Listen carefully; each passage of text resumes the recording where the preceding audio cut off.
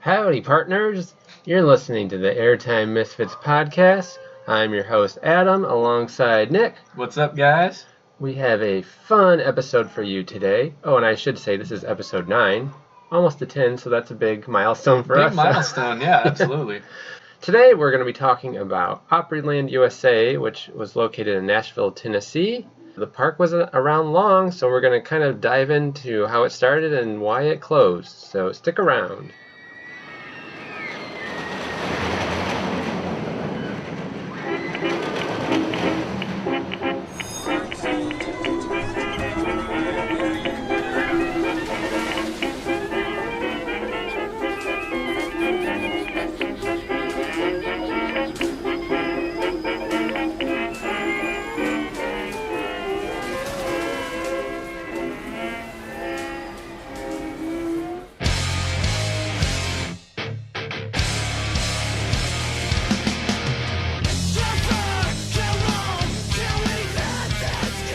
Opryland USA.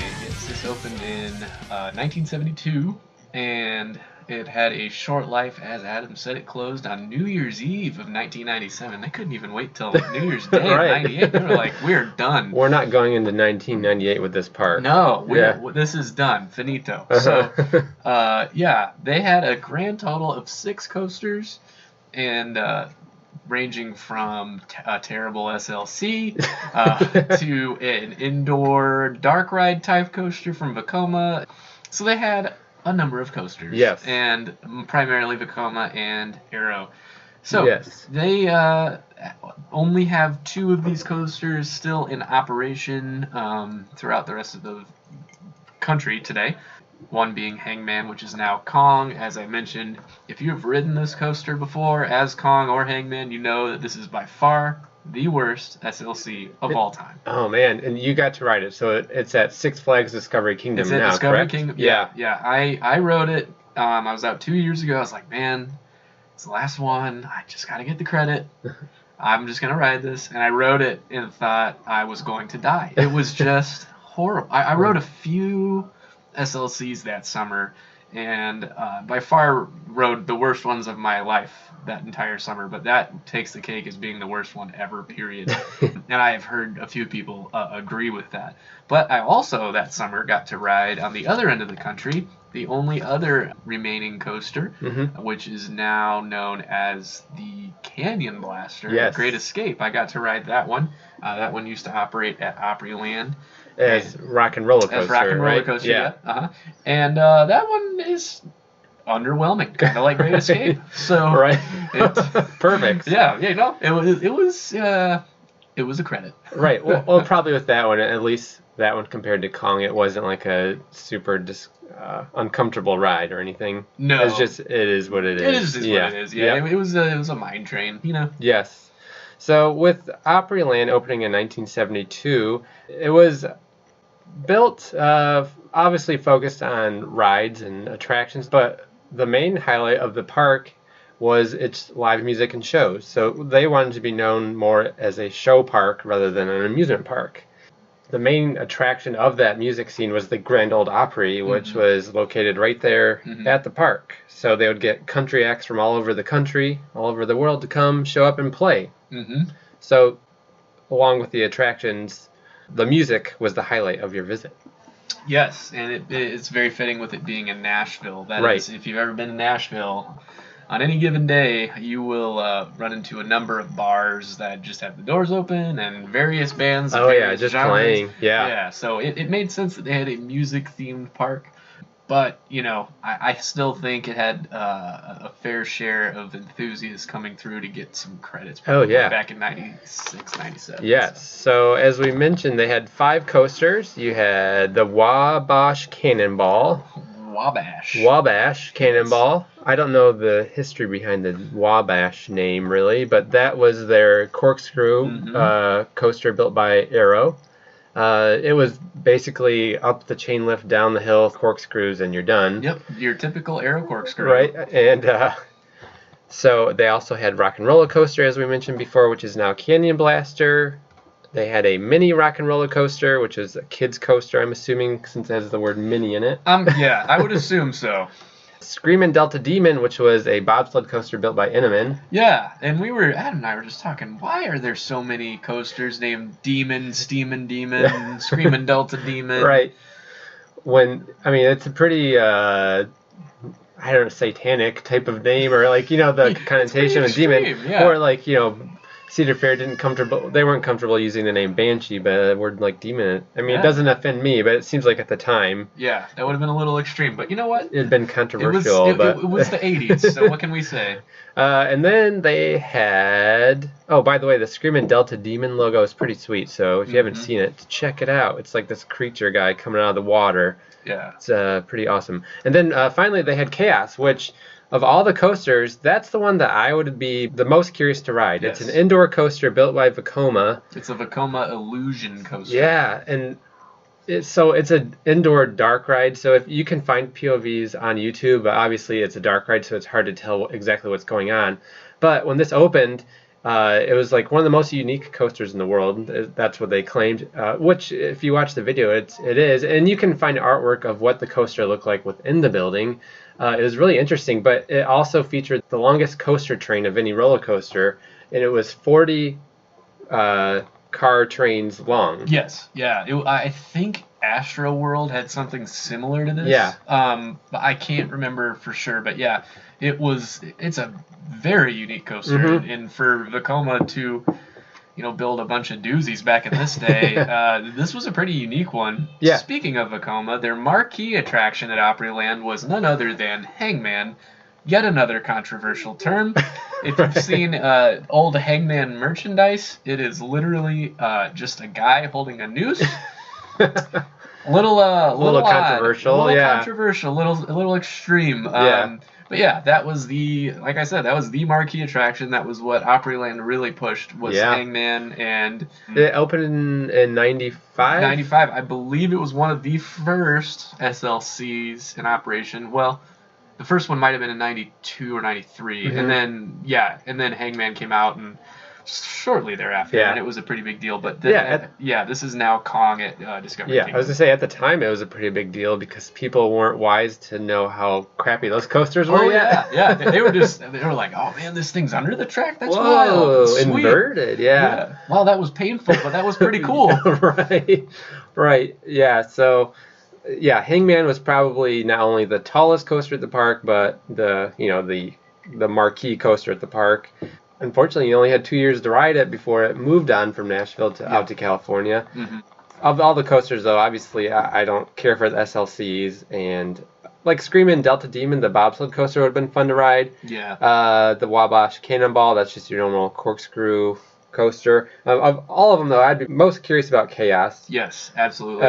We're both suckers for dark rides. Yeah, and this one, as you can see if you watch the POV, like I was saying before, a large part of the ride was they had like a music soundtrack that accompanied the ride, also like a light show. There's babies crying. Yeah, there's babies crying. We have our children over. You're just going to have to deal with listeners. They're Sorry playing about that. together and upset. Yeah. But so with Chaos, there was a cool like laser light show within the building and music. So it looked like a pretty cool experience all around. Yeah, like highly themed. Yeah, highly themed, which I wouldn't expect much. With Opryland, maybe they didn't. I don't know why. I just didn't assume they had the budget for that kind of theming. Right. They did, and they really made it look cool. Right, and you had mentioned that Astro World had a similar roller coaster, which makes sense because before Opryland opened in 1972, the major influence for the owner at the time of wanting to open Opryland was he made a trip out to Houston and like visited the Astrodome and Astro World and thought that it would be a great attraction to bring to the Nashville area to go along with like the Grand Ole Opry. So Astro World was a big influence on Opryland USA. So. Yes, yeah, it was, and I believe the one I'm thinking of is Mayan Mindbender, if I remember correctly. Okay. But yeah, it was two very sorely missed parks, and as we know now, or you may not know now, Opryland is now a mall. Yeah, it's a mall in a parking lot. Yes. Which is disappointing. So it seems like now looking back, knowing more, it doesn't really make sense why they closed. But at the time, what they made you believe was that the park was failing to make money. And part of that reason was nearby competition started to open in the mid-'80s, because when they originally opened, the closest park were about 4 hours away, and that was Six Flags St. Louis, Six Flags over Georgia, and Kings Island. Then in the mid-'80s, Kentucky Kingdom and Dollywood both opened, which were closer, which was competition for Opryland. So that was part of the reasoning for closing, is they were losing revenue due to competition. Also, the park was built in an area where they were limited on expansion, because they built next to a river called the Cumberland River, which it limited how much they could expand. So when they wanted to bring in new rides, they had to remove old rides. And then finally, along with being built by the rivers, that they did have flooding issues. So one year in particular, they had 16 feet of water in the park, and it was like $5 million in damage. So and then also, the final decision in closing the park was in 1996. They switched CEOs of the Gaylord Entertainment family, who owned the park, who owned Grand Ole Opry, who owned the hotel on the property, which is the Opryland Hotel. The Opryland Resort and Convention Center. So when the new guy stepped in '96, he made the decision that they wanted to focus more on the hospitality side of the business, so put their focus in on the hotel, and they determined that the amusement park land was better suited for a mall. And so they built a giant shopping center. Where there's a dog too. There's a dog. That's not Nick panting. No, I do love a good shopping mall, like our good friend Mark. But you know. So instead of going to Nashville to ride the Hangman, you could go to the Opry Mills Mall and go to the Hot Topic and get a good Charlotte shirt or something, which is much better. So so I mean, it was a big bummer that they decided to close the park, and especially now, because there's been the current execs of the park and some in the past, like in the early 2000s, after reflecting back on when the park closed, they admitted that, looking back on it, there was no evidence that the park needed to close. There was no evidence that the park was losing money. And even in 2012, the CEO, Colin Reed, called the closing of Opryland a bad idea. And I think they've really regretted it in general. You know, I think that not only do they realize that, you know, it didn't need to get destroyed or torn down for a shopping mall, but I think they're kind of bummed about it, because it would have been exactly what Nashville needed. And Nashville has malls, you know, everybody has everybody has malls. But to have a very unique amusement park, very geared toward kind of that music culture of Nashville, but with still some fun thrill rides, you know, that would have been perfect for it to hang around. So. Well, it was a great location. Nashville's a really marketable city for tourists. Like you were saying, if people are already coming to Nashville to see the music, and if they're coming to Grand Ole Opry, like, that amusement park was a perfect combination of music and thrills and food, because that was another thing the park was known for, was having a really good food options.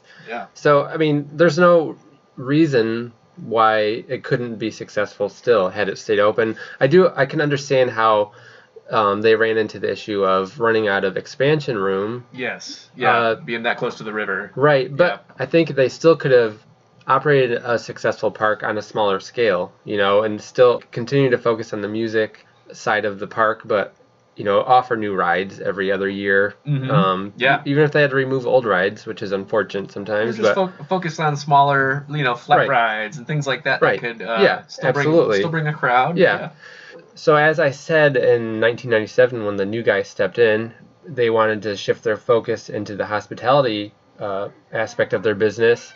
The Opryland Hotel and Convention Center was already built. I think it opened in the, I can't remember, 80s or 90s or whatever. I think it was late 80s. And it kept going through expansion, and I have been to the Opryland Resort Hotel and Casino, and if you haven't been there, it's the largest hotel in the world that's not attached to a casino. It's massive. And there's a shopping mall within the hotel, and there's a boat ride within the hotel, and restaurants and everything. I mean, it's massive, and it's pretty cool to see in person if you're into seeing big hotels. But it's impressive. Like, they have giant atriums inside, and it's pretty big. So it opened in 1997. So 77.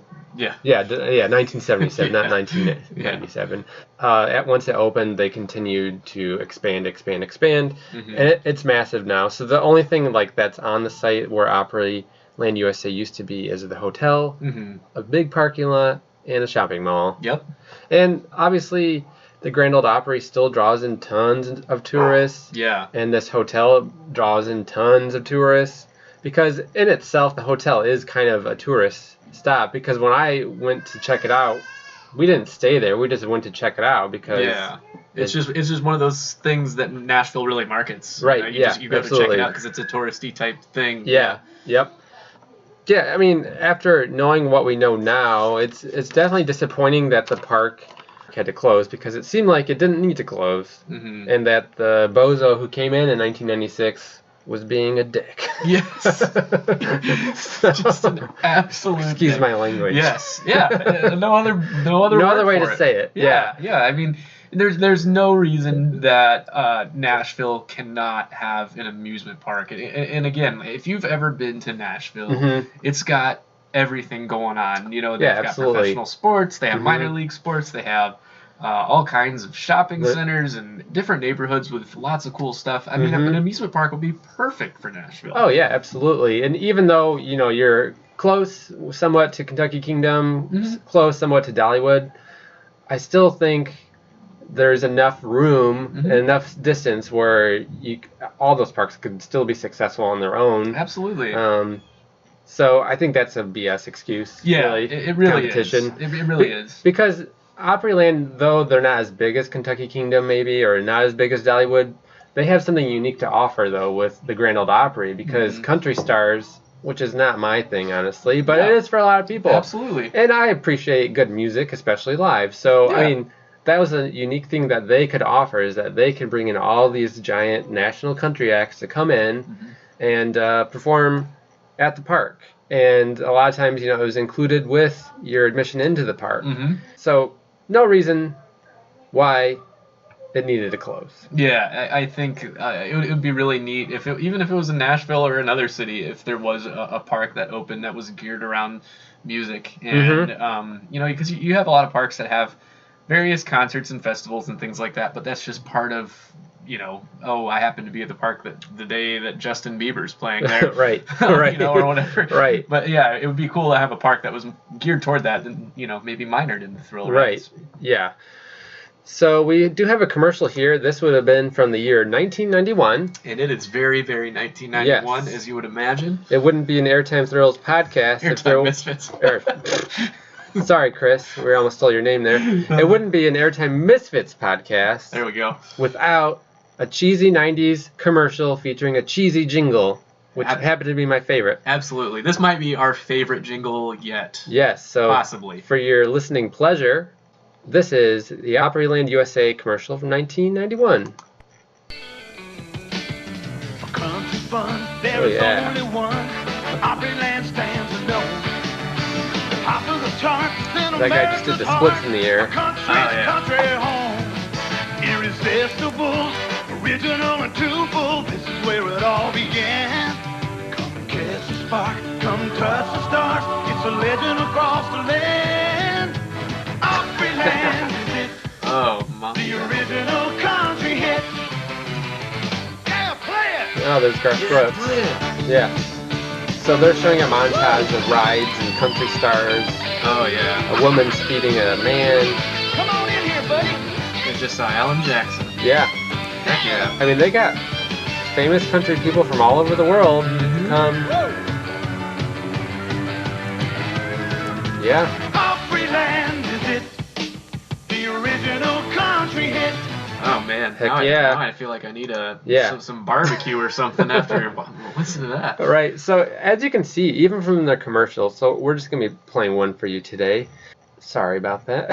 I'm sure you're disappointed. We normally go for two. But. Right, but as you can see, if you're listening to this on our YouTube channel, if not, you can look it up, the commercial on your own, or many of the commercials that I took a look at of Opryland, the majority of the commercial is focused in on the music acts. So they definitely marketed their park as more of a show park. And that was, made completely obvious in the commercials. So yes, in that commercial they showed commercials of the roller coasters and some of their rides and families eating food and stuff, but the majority of it was country acts. Yeah, and I feel like, honestly, just watching that commercial, it was interesting. I don't know if you noticed this, Adam, but it seemed like they really keyed in on their Shoot the Chutes ride. Mm-hmm.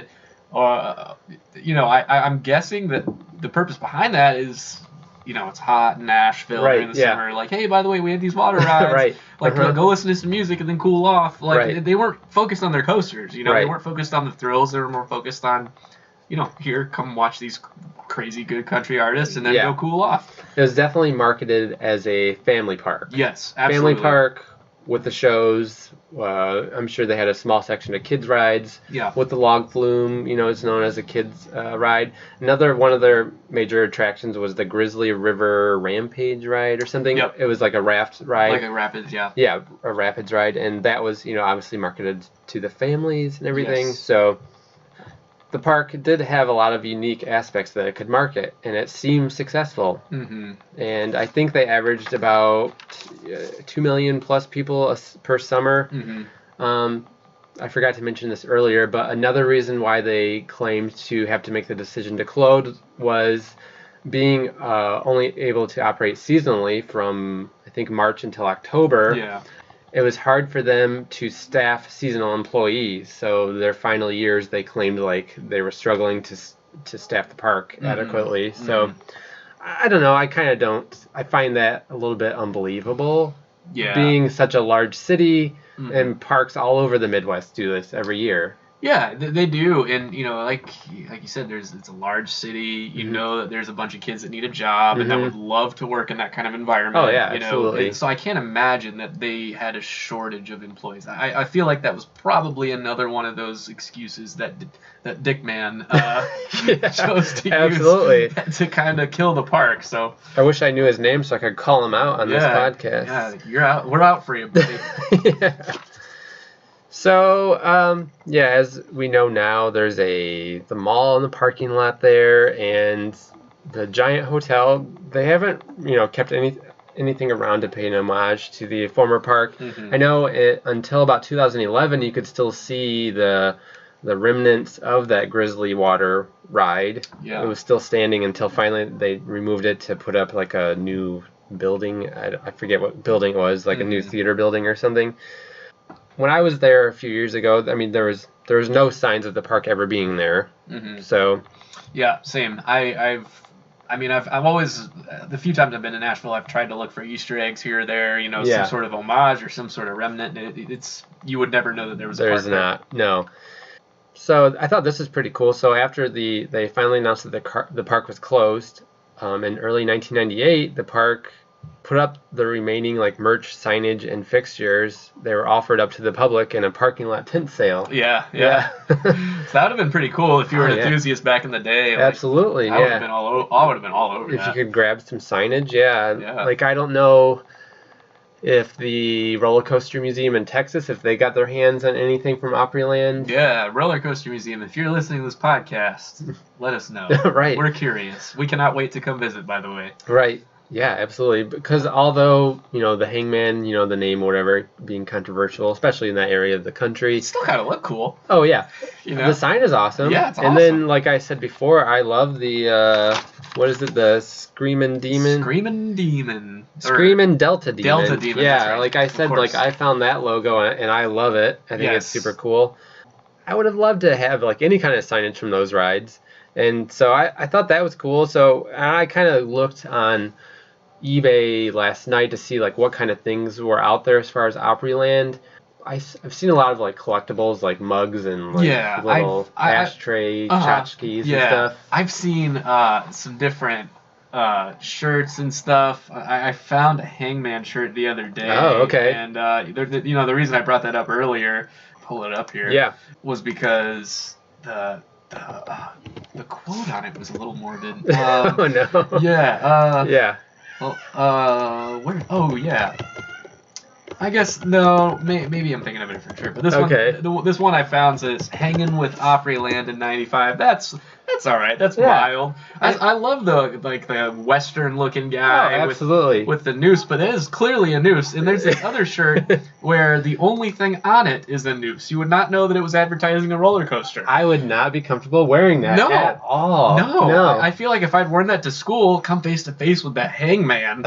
I mean, if I'd worn that to school back in the day, we would have been kicked out. Right. I mean, there's no way. Yeah, especially nowadays with how, like, you know, suicide awareness is right, huge that thing. and the racist connotations with it and everything. Oh my gosh, canceled immediately. Yeah, you know? I would not feel comfortable wearing it at all. No way. So on eBay, there is a vintage Screamin' Delta Demon T-shirt. It's an extra large, a little bit too big for me, but it's really cool. So cool. Yeah, so it's like this dragon alligator creature coming out of the water, blowing fire. Yeah. Yeah.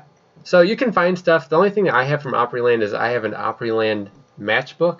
Oh, yeah. Which features the logo. Yeah. The Opryland logo is really cool. It's like a cool looking guitar or mandolin or something like that. Yeah. Yeah, so the stuff is out there. So, you know, we're fans of any defunct coaster or defunct park, like collecting as much of their merch as possible, just because it's fun to have. And even on eBay, I saw a park map for sale. It looked like it was in fantastic shape. Yeah. From the 90s, I believe, and it was for sale for $100. So. Oof. A little steep for us for a map, but, you know, more power to you. But cool, yeah. Yeah.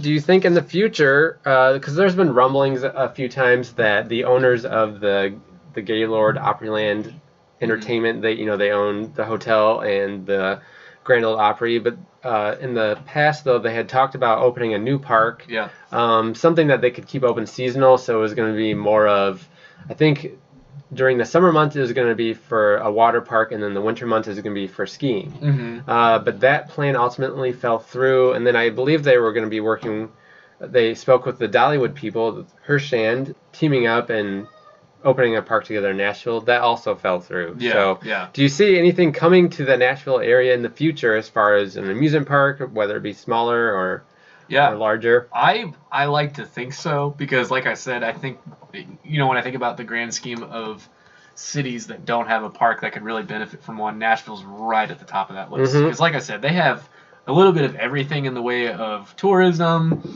It's a very attractive city. I feel like an amusement park would just be kind of like the cherry on top. So with that said, you know, whether or not it's Gaylord that opens it, I don't really know. Yeah. You know, with the way that Hershand is, you know, they purchased Kentucky Kingdom. You know, I kind of wonder if they would feel ambitious and want to take on that. Right. With them already having a foot in the Tennessee market. Right. That way they wouldn't have to compete with their home park of Dollywood. They could, you know, kind of have two parks that I guess compete with each other or whatever. So yeah, I really don't know. I would love to see a park go into Nashville though, because I think it would do really well. Right. And you know, I don't foresee whatever it is being like a coaster park. Right. I agree. They might have one or two, maybe. I don't know. I agree. I think if something were to open, I think it would be on the smaller scale, and I think there's a perfect opportunity there to build something, keep it focused on the music aspect of Nashville, offer, you know, concerts every week or every weekend, have really good food, and then have a small collection of rides. Nothing major, but right? Like just like a nice half-day park to visit for the family, and even focusing on the water park aspect, because that will always draw people in, especially in Nashville. Like the heat will definitely draw people in. So have the water park, and then a small amusement park attached, and then lots of music, lots of shopping, lots of concerts and good food, and I think it would be a success. It would, I really think it would be good, and I don't know. I think Tennessee has it made pretty well with Dollywood. They've got an elite collection of coasters, in my opinion. But I also think that, you know, more in that Nashville region, you could definitely see something go in there. Yeah, absolutely. So I think that will wrap up this episode of Opryland USA. If you had ever had the chance to visit Opryland, let us know what your thoughts are of the park. From videos and photos I've seen in the park, it looked really nice. It looked charming. It was on the smaller side of, you know, most parks, but it looked really, really nice. Yes, yeah. So we'd be interested to hear your experiences. You know, obviously, we're only going off of what the internet tells us and what videos show us. So maybe you had a more thrill park type of experience and you didn't go to any shows. So, let us know what your experience was. Right. And then if you think something else should come back to Nashville, let us know that as well. We'd be interested to hear your ideas. Yeah. And in terms of all Airtime Misfits related merchandise, to kind of sign off here, be sure to check out our website. We have currently everything on Supermark now. Yeah. Because we are getting new merchandise. And the way that we're working things right now is we are just doing limited run stuff. So if you see something you like, you better get it because we will not make another batch of whatever that thing is. Yeah. So pick it up before it's gone. Yeah. And maybe in the future we'll do a Hangman product. I'm thinking so. Maybe not super morbid. Right. Maybe a loose reference to Hangman. Or the Screamin' Delta Demon or something. Yeah. Something Opryland. So, you never know. So help us clear out what we have so that we can make these things happen. Yes. Yeah.